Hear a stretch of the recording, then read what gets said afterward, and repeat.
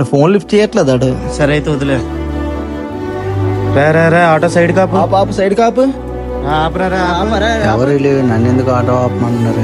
సర్లే సైడ్ కాపు, ఏం మాట్లాడుతున్నా చూద్దాం.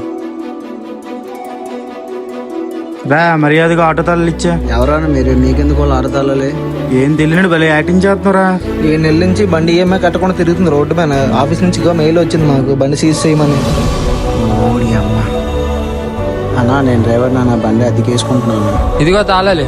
ఉదయం 6:30కి వెళ్ళి రాత్రి 9:30కి తెచ్చేయాలి. అద్దె 250 రూపాయలు. ఆటోకి ఏదైనా నీదే పూచి. అతని దగ్గర నుండి తీసుకెళ్తే మంచిదన్న, బండి నా దగ్గర నుండి తీసుకెళ్ళకండి. అవన్నీ మాకు అనవసరం, వచ్చి ఆఫీస్కి వచ్చి మాట్లాడుకో.